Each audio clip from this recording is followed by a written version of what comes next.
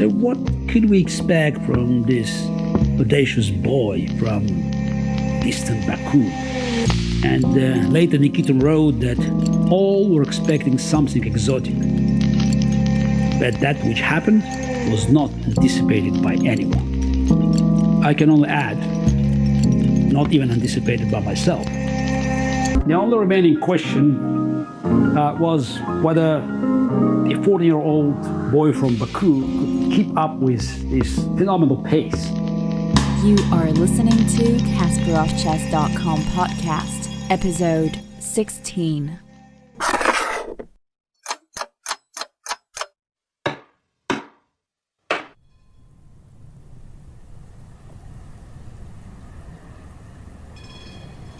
Early in January 1978, I flew in with my mother to frosty, snowy Minsk to take part in the main chess event of the year in Belarus, Sokolsky Memorial.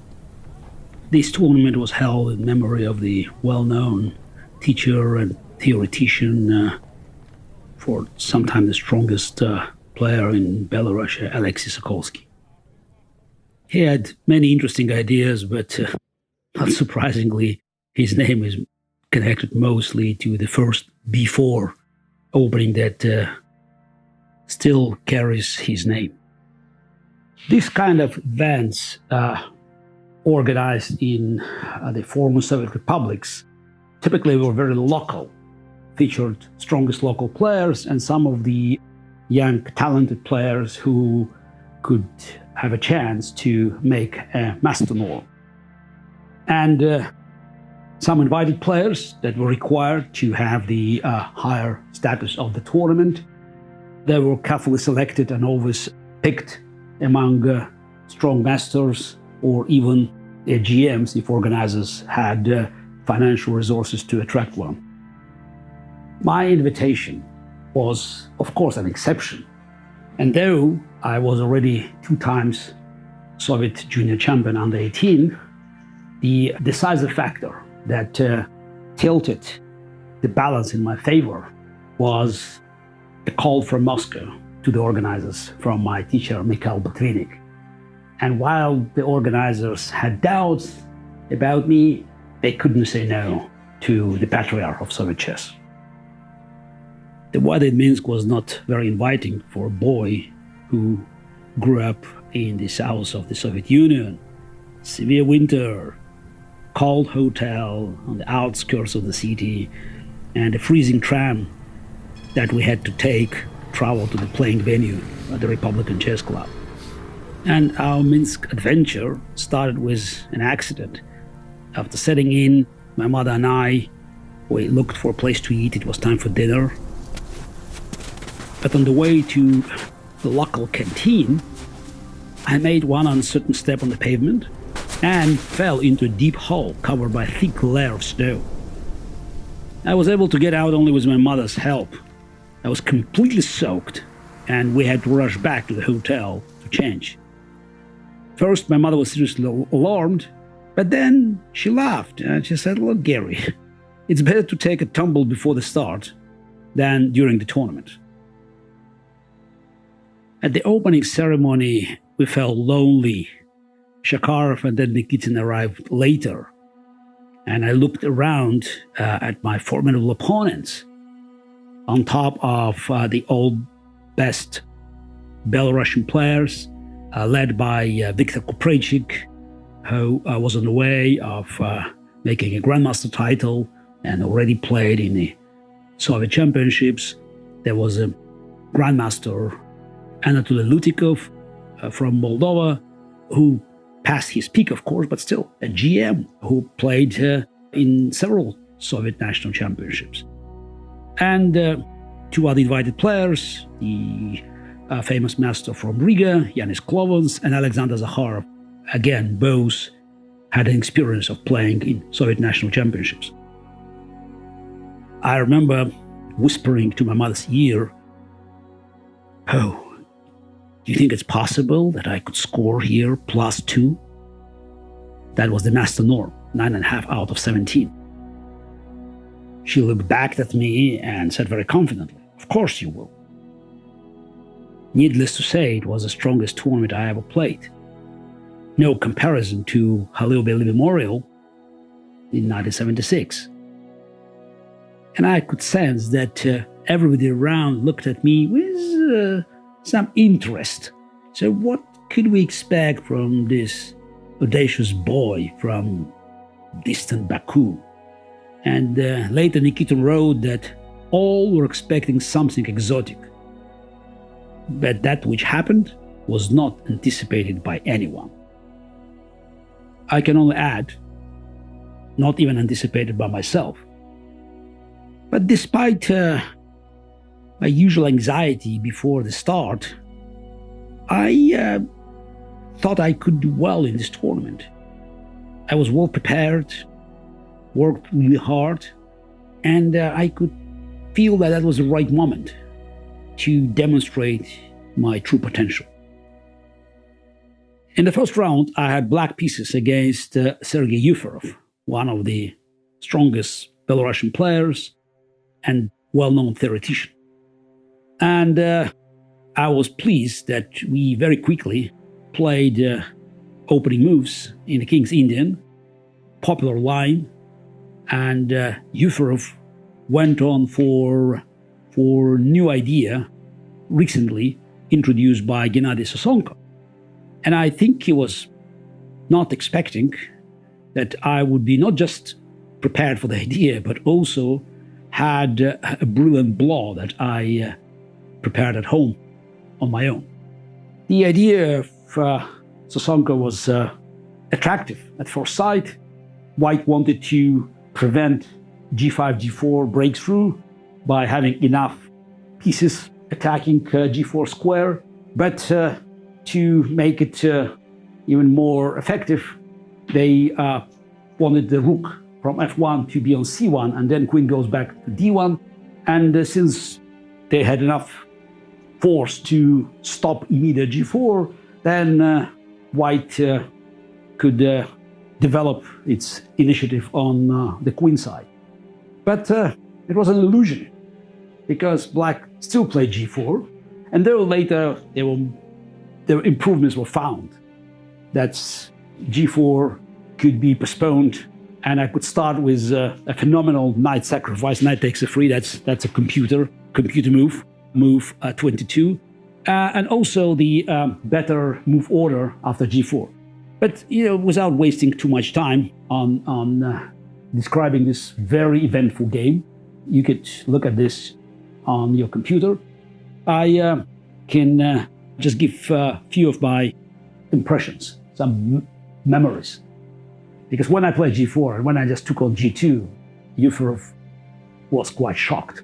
But let's give him credit, he found something that I missed, a queen sacrifice. And it could give white a very good position, probably even some advantage, but his play was far from being precise. And I continued playing with energy, again, energies, 1978. And then all the analysis we made later on, many of them were refuted by computer. But I think that for the standards of this tournament and for the year that we played the game, that was, quite an impressive performance. And Yuferov, who thought he had managed to repulse black's attack, was absolutely shocked. Found the idea of exchanging rooks and playing queen h7 at move 34. Just, move back. Very difficult moves in chess, when just you go back and then attack something. So somehow it's kind of a move that can be very easily overlooked.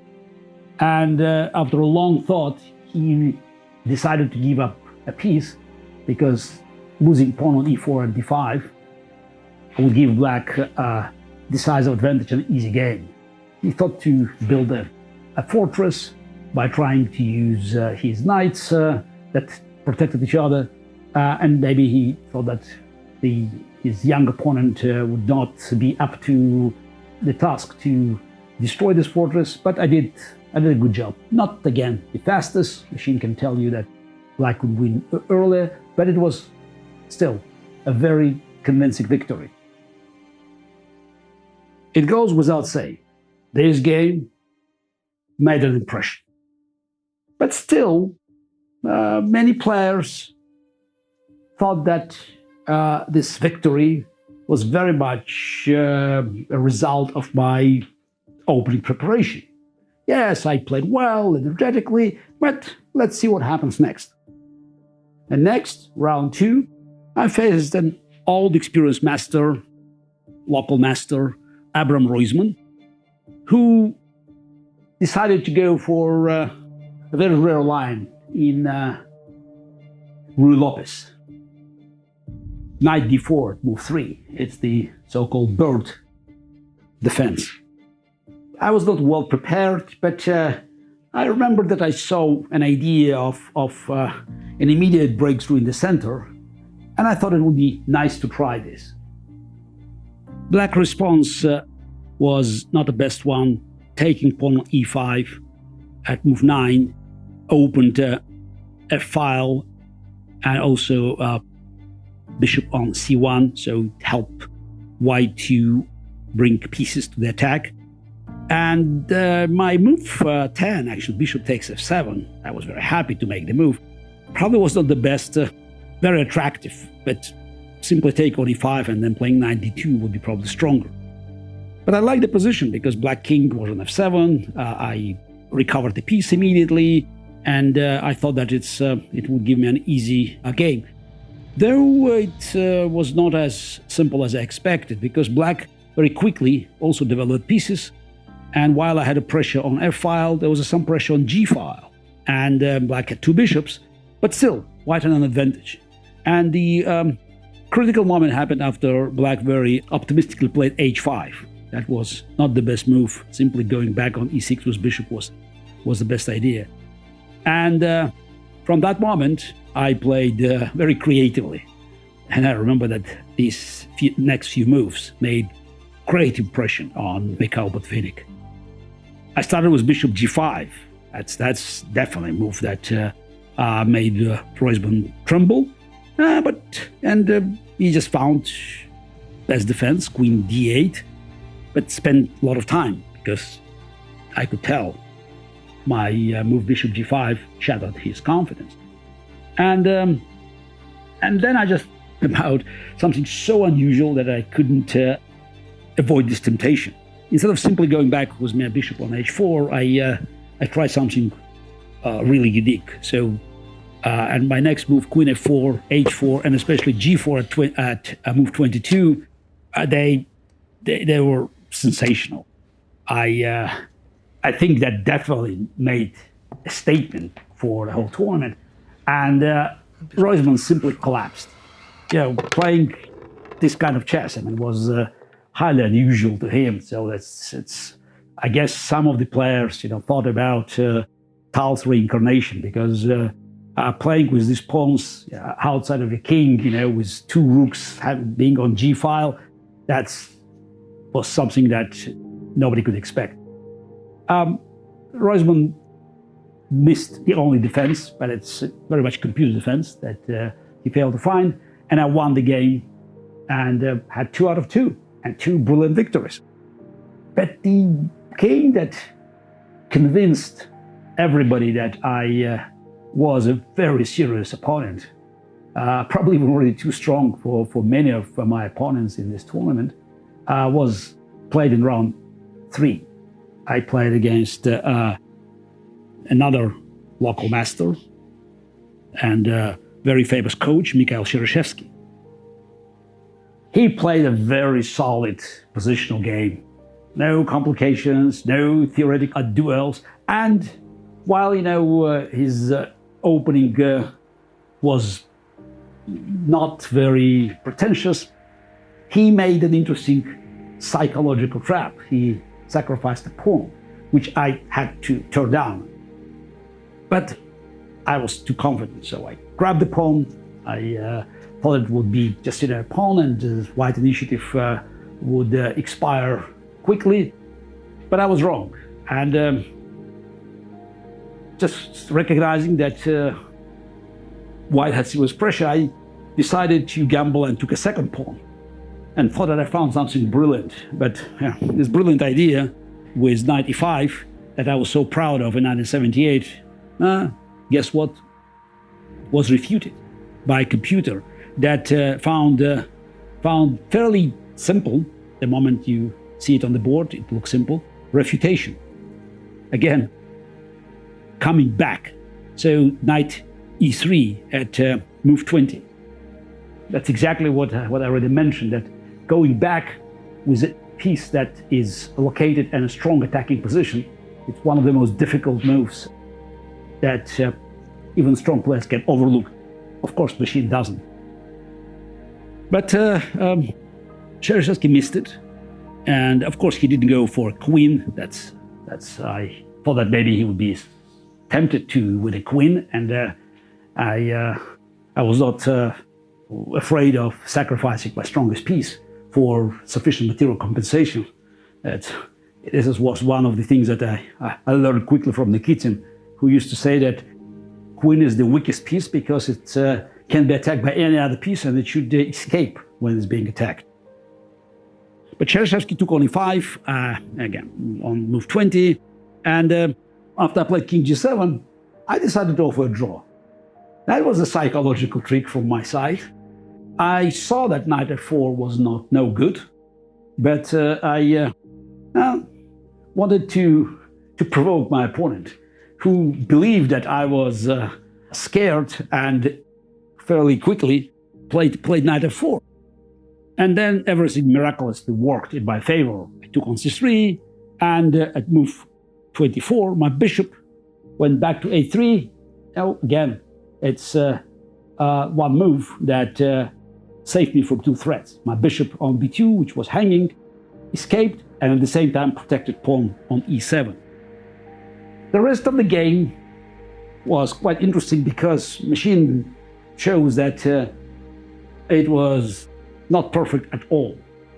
But then back in 1978, I was proud with what I did, and even Cheryshavsky was quite impressed. So after this game, no one had any more doubts that my invitation to Sokolsky Memorial was fully justified. We're going back to the hotel in the same cold tram, and Cheryshavsky joined us. We spoke about the game, and then in the middle of the conversation, he stopped talking about chess moves, looked at me and asked, tell me, how could you fail to win World Championship under 17? I didn't answer. And I looked at my mother. She was smiling. She knew the right answer. I failed because she was not there to support me. In round 4, I stumbled, playing with black pieces against another strong Belarusian master, Didishko. He was a King's Indian, but the King's Indian magic didn't work for me on that day. But it was a minor accident. I recovered very quickly, winning 3 more games in a row. And the game in round 7, a chess miniature that I won against Master Begun, was the best demonstration that many of my opponents couldn't resist the pressure of my energetic play and often missed the moment when the crushing attack was launched. After round 7, the only remaining question for players and participants was whether the 14-year-old boy from Baku could keep up with this phenomenal pace and finish first, which was not easy because Viktor Kupreychik was also in a good form and was picking up points. Our game in round 11 ended in a draw, though I had a slight edge after the opening and a microscopic advantage in the endgame, but I pushed too hard and at one point was on the verge of disaster, but played quite creatively, and my tenacious defense helped me to save half a point. With 2 rounds to go, I was a point and a half ahead of Kupreychik, But around 16, I had another failure in King's Indian against another strong Belarusian master, Marchalov. Played quite passively, probably was tired. Not a very typical game, but I should give credit to my opponent. Kasparov won, and before the last round, I was just a half a point ahead of him, but I had to play Anatoly Lutikov. And that was my first game against a Grandmaster, one-on-one. I played many of these games in a simultaneous exhibition, but that was quite a unique experience. Before the round, the organizers politely informed my mother that Grandmaster wouldn't object if this game ended in a draw, and many thought that it was a nice offer because I could guarantee the tie, though nobody had doubts that Kasparov would beat a weak local player in the last round. But my mother didn't even tell me, because she knew that I was not in the mood of talking peace. I wanted to play real game. The first game with the Grandmaster was a celebration. And it was a nice game. And a celebration indeed, because I won the game. Lutikov played very poorly in the opening, but then I missed an opportunity to put him in trouble. But he also decided against taking a pawn that I sacrificed. Actually, it was not correct sacrifice. I had a compensation, but nothing else. And I had a very promising position, but Black had a solid defense line. But I played creatively, just organizing an attack on the queen side. So just playing at the whole board. And after the position was opened, I found a few strong moves to destroy Black's defenses. And this first tournament win over Grandmaster also brought me my first triumph in adult chess.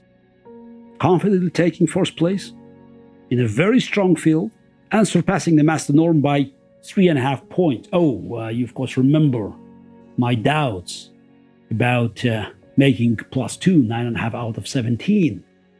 I had my 9.5 after round 12.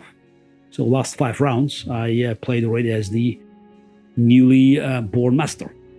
Botvinnik was very happy and proud of his pupil, and he even said, "Oh, this was the greatest success ever achieved by such a young player in the Soviet Union." By the way, it's hard to believe these days when you have grandmasters at age 12 and international masters at age 10 or 11, that by age 14, I was the youngest chess master in the world in 1978. And directly from Minsk, I hastened to another session of Botvinnik School, where to my surprise, he offered me not only words of congratulations, but also to join me as his assistant. Oh, I was filled with pride.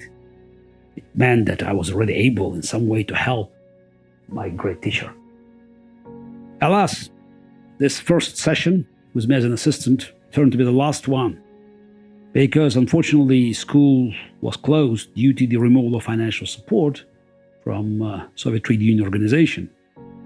But our work was renewed 8 years later, when I became world champion and started with Botvinnik what is known as Botvinnik Kasparov School.